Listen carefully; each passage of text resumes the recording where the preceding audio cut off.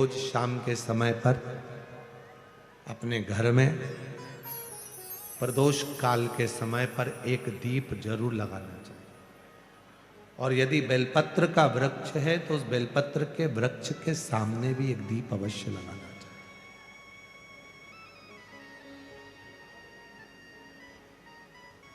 6 महीने में, 3 महीने में, 2 महीने में, 1 महीने में ऐसा नियम बनाया करो कि मुझे बेलपत्र की पूजन करो।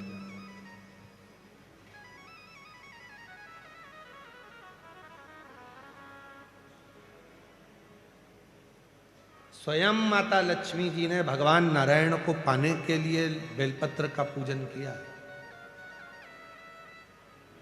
जब इंद्र की पूरी सत्ता चली गई थी, सारा की सारा धन इंद्र का चले गया था, असुरों ने उस इंद्र के सिंहासन पर अपना कब्जा जमा लिया था, तब इंद्राणी ने, स्वयं सची माने इंद्राणी ने शिव जी की साधना करी, बेलपत्र के वृक्ष के, बेलपत्र की पूजन करें।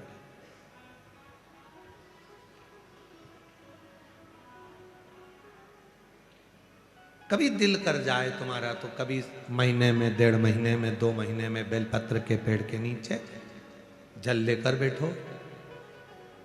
बेलपत्र के वृक्ष के नीचे दूध नहीं चढ़ाना, बेलपत्र के वृक्ष के नीचे दही नहीं चढ़ाना, शहद घी नहीं चढ़ाना। बेलपत्र के वृक्ष के नीचे जब आप बैठते हैं, बेलपत्र पूजन का एक विधान होता है कि जब हम बेलपत्र की पूजन करते हैं तो 2 कलश पानी के भरे हुए, एक अपने सीधे हाथ की ओर, एक उल्टे हाथ की ओर रखा जाता है। पूजन की थाली बीच में रखी जाती है। 2 बत्ती का, लंबी बत्ती का, 2 बत्ती लंबी घी की जलाई जाती है।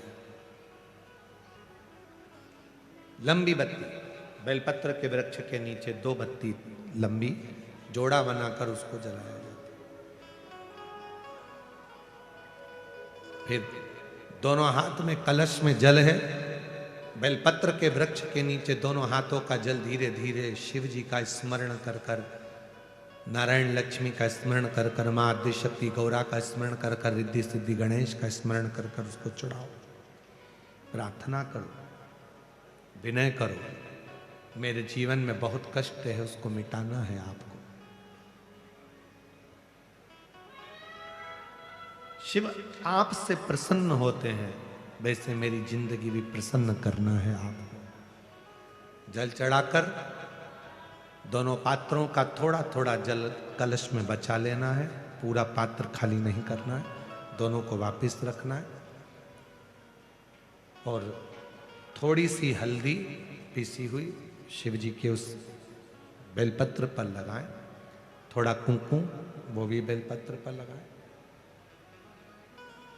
7 दाने अक्षत के, केवल 7 दाने अक्षत के बेलपत्र को छुआकर अपनी थाली में रख लें।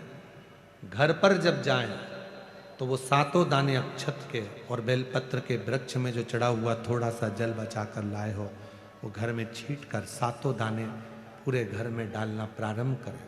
महीने में, 2 महीने में, 3 महीने में एक बार करिए। जीवन में किसी के आगे हाथ फैलाने की जरूरत नहीं पड़ेगी। इतनी संपदा बाबा की, इतनी संपदा।